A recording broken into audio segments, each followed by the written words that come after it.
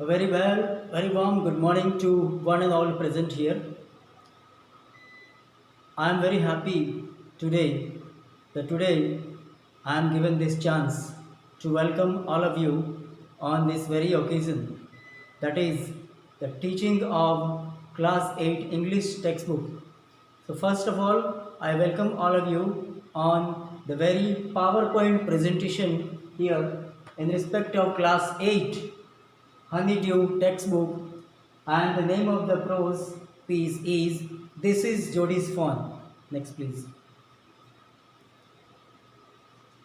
Next please.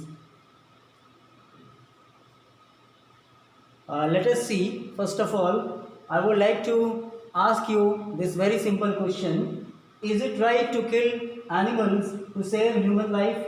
Do you know the word pet dog? Cats are pet, but in this story we are going to deal with a dog and its fawn. Actually, this is a story about a sentimental boy whose name is Jody, a very small boy who is very much emotional child in this chapter. And the most important of all in this chapter is the sentimentality of the boy. The boy who is very much worried about an animal, and he howsoever wants to save the life of an animal only because of one reason, and the reason is because he thinks that the animal who is left in the jungle, in the forest, his life is in a danger, and that's why the small boy Jody wants to save the life of the animal, the fawn, whose mother died, to save the life of Jody's father. Next please. All of you please have your attention here. In this next slide we have people kill the animal to protect themselves, which is not justified. In this story, we are going to read about Jody, a very sympathetic, to bring the fawn at home.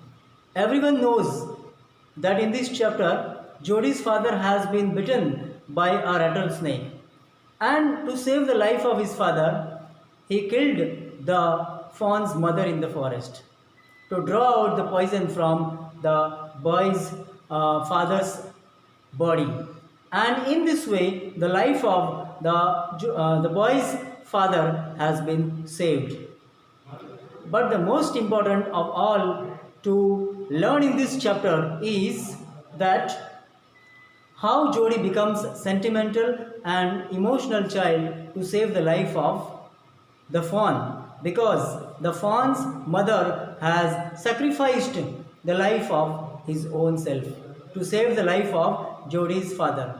So in this slide, people kill the animal to protect themselves, which is not justified. In this very age, in this very advanced technology age, we human beings do not care for animals. By some or the other ways, we kill the animals, but we never think about the safety and security of these animals. We must have care and comfort as well as emotional attachment with these animals.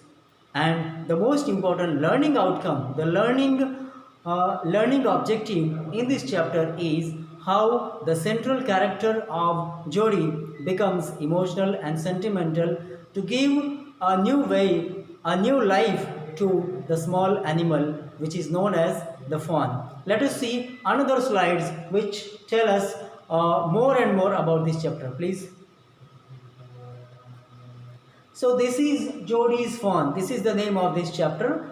And in this story, Jody's father has been bitten by a rattlesnake. He quickly kills the dew and uses its heart and liver to draw out the poison. Jody wonders what will happen to the little fawn left without a mother. So this slide gives a direction to us towards the main central idea of the chapter. That means the Jody's father has been already bitten by a rattlesnake, and the life of the father is in danger. But the life is saved only by way of killing the fawn's mother, the dew.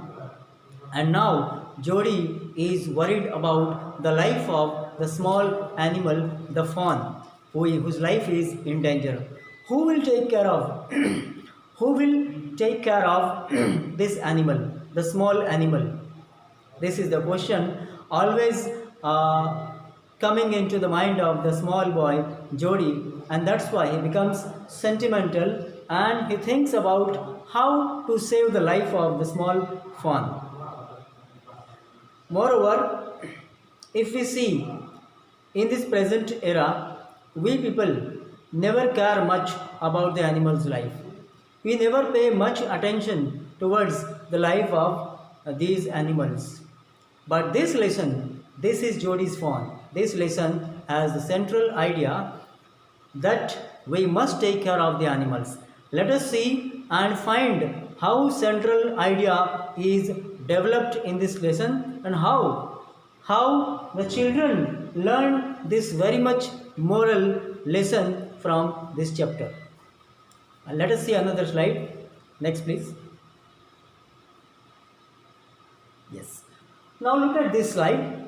This slide is full of picturesque depiction of Jody and his father. Jody is looking very much worried about the animal, the fawn. See, Jody allowed his thoughts to drift back to the fawn. He could not keep it out of his mind. He had held it in his dreams in his arms. How are you feeling, Pa? Just fine, son. This is actually a brief discussion between Jody and his father. Actually, Jody wants to say something about the fawn to his own father, whose life is already saved by the fawn's mother, who was killed to draw out the poison from the father's body. And he talks to his father and he reminds him. He slipped from the table and went to his father's bedside. When he lay rest, his eyes were open and clean, but the people were still dark and dilated. The father, Jody's father, was already in bed, taking rest. And now Jody wants to say something. He wants to share his emotion, his feelings with his father. Let us see in the next slide, please. See this slide.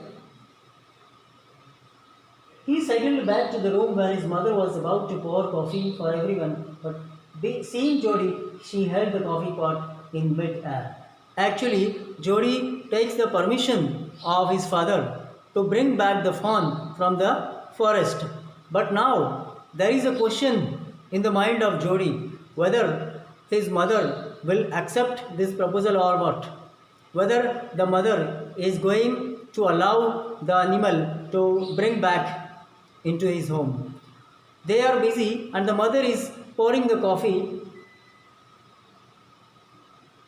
If we read the dialogues, Pa says, I can go bring back the fawn. What kind of fawn? The fawn belonging to the dew we killed. We use the dew's liver to draw out the poison and save Papa. Well, for pity's sake, Pa says, it would be ungrateful to leave it to starve. That's right, ma'am. Nothing in this world comes quite free. The boy is right and his dad is right. This is the conversation that took place between the mother and Jody. Actually, Jody wants to inform the mother that his father has already given permission to bring back the animal from the forest, because he thinks that the animal should not be left out in the forest. It should not be left for being starved. It is the moral duty of Jody and the entire family to save now the life of the life of the animal who is left in the forest. Actually, the family, along with Jody, thinks that the fawn should not be left in the jungle. It should be taken care of. It is now the responsibility of the entire family to take care of and to look after the fawn. Let us see how this entire family gets busy into taking care of the fawn, how the fawn is brought home from the jungle. Let us see in the next slide, please. This is Jody's fawn. He said, "How are you feeling, Papa?" Penny said, "Just fine. I'm proud of you, boy. You kept your heart and did what was needed." This is actually the slide in which we see that after bringing the fawn from the jungle to the home, the papa, the father of Jody, becomes very happy because they have fulfilled their desire. They have fulfilled a very good task of taking care of the animal. Let us see another slide, please. See this slide. Jody went in the forest. Now, this slide is giving us the information how Jody becomes successful in the task of bringing the fawn from the forest. Who are those people who are going to help this small boy Jody in bringing the Jody from the forest? Jody went in the forest with Melville to search fawn, but after some time Jody left Melville by saying that it will not be possible to find fawn on horse and he will prefer to search him by his feet. Taking the help of Melville and Mr. Doc Wilson, Jody tries to find out the small animal from the forest, but he thinks that only the horse is not going to become the helpful in this task. That's why Jody thinks that we have to walk on foot and find out on each and every corner of the forest, because it becomes the most important task of Jody at this very juncture. Let us see another slide, please. Look at this side. He stopped to rest and set the fawn down on its dangling legs. After taking some rest, he picked it up and carried it in front of him over his two arms. When Jody finds out the fawn, he takes him into his hands and begins to think how to save the life of the animal by taking care from all the sides while coming out of the dense bushes and plants of the forest. Let us see how these things take place. Another slide, please. See this slide. Jody went there where he had seen the forest.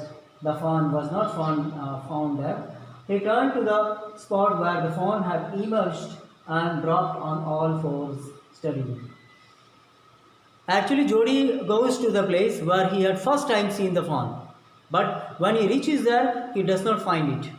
And that's why now he is worried much about the fawn, and that's why he goes to that place where he first time found the animal on his four legs, how it was taking rest there. Let us see another slides, please. See this slide. Jody allowed his thoughts to drift back to the fawn. He had held it in his dreams in his arms, slipped from the table and went to his father's bed and said, "Penny, lay at rest." Next, please.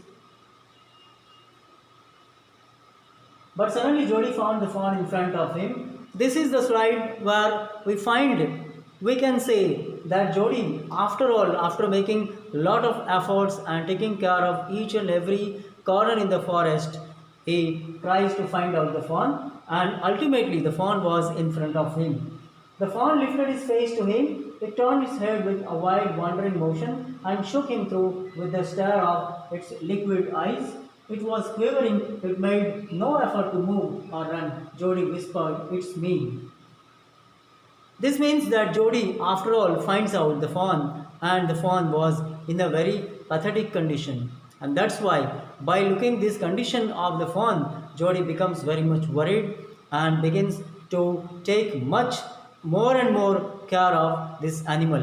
Let us see how the journey from forest to the home comes into. Let us see another slide, please. Now look at this picturesque slide. This is the slide where we see that how Melville's horse, how these people are helpful. The Melville takes Jody. Jody mounted Melville's horse, and a conversation took place between Melville and Jody. And Jody is asking, "Do you think he's still there? We'll find him if he's alive. How do you know if it's a he?" Its spots are all in the line. On a dew fawn, passes the spots are every which way. Cut to the north, Melville. It was up here that Pa got bitten by the snake and killed the dew, and I saw the fawn. Actually, Melville and Jody are conversing with each other, and they are trying to find out, to make sure how it can be possible to find out the fawn, the animal, because that was the place where the Jody's papa, Jody's father, was bitten by the rattlesnake, and that's why possibly it may be found just in nearby places. How they made these efforts to find out the fawn? Let us see another slide, please. See, this is the slide where we can see when Jody finds out the fawn, how he begins to think about how to take care of, how to look after the fawn. And now Jody makes a plan, a very successful plan, how to bring the fawn by taking all the cares of the animal from the forest to the home. Look at the first line. So he held it out to the fawn, who smiled and then booted it. He saved it precariously from spilling over the floor. The fawn could make nothing of the milk in the world.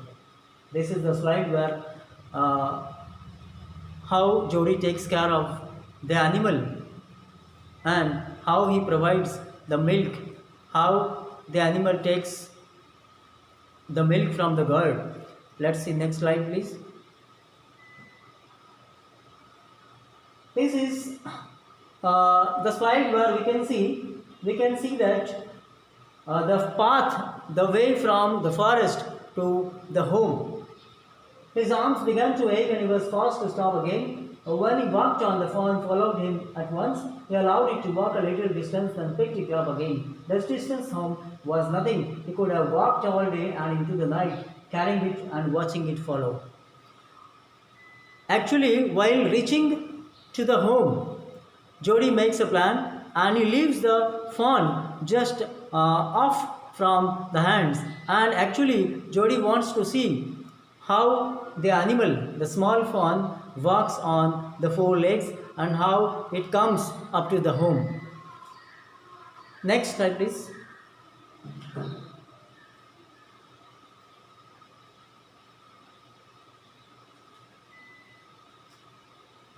Next, please. See this. When Jody brings the fawn at home, all the family members are very happy, especially the father of Jody becomes happy because the desire of the small boy Jody is now fulfilled, and they feel comfortable and they feel happy that they are going to take care of and to look after the small animal.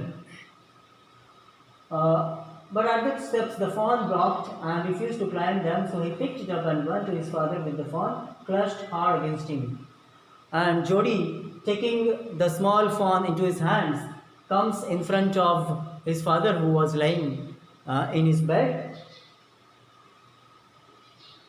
Papa says, I am very much happy and glad to find you here with the small fawn, and our own family, the entire family is going to take care of this animal because we have the moral, we have the duty, the moral duty to take care of this animal because the sacrifice of the mother of the fawn should not go in vain, and that's why they feel it to be a responsibility of taking care of and looking after the life of the small fawn.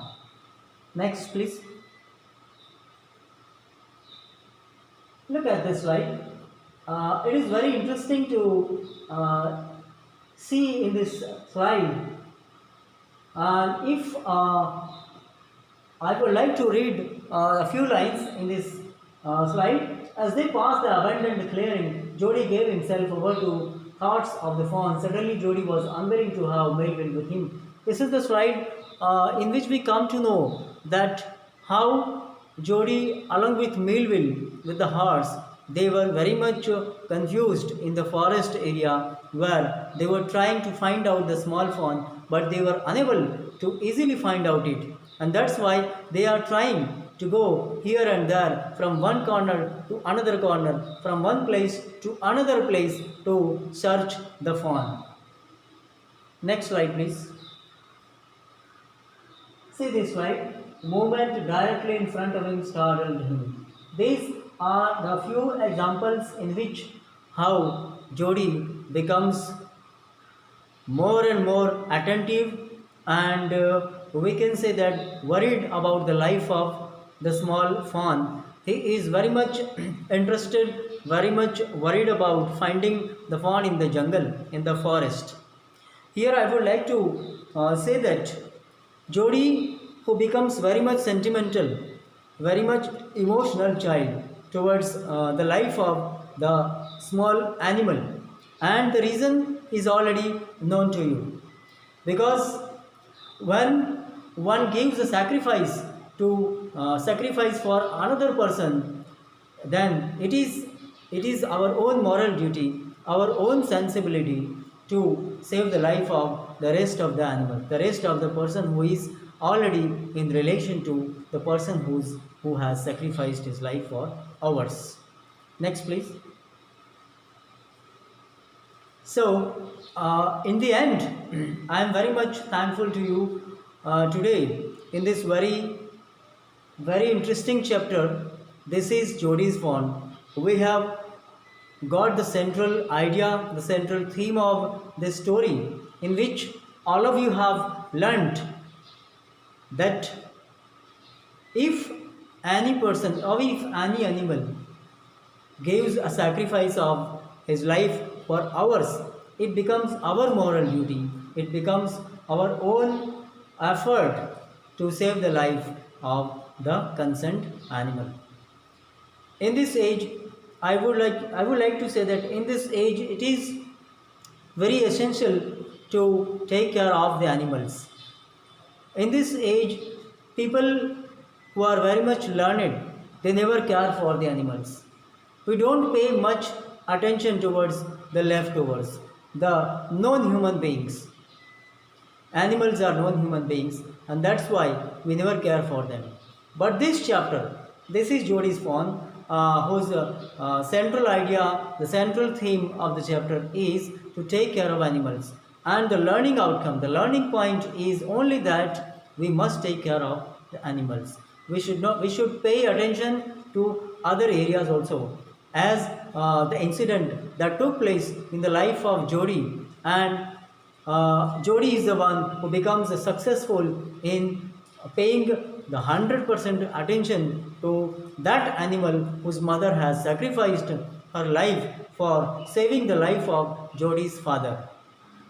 And at last, but not the least, I am thankful to all of you who gave me this chance and listened my lecture on this very PowerPoint presentation, and I hope that you will succeed in your life.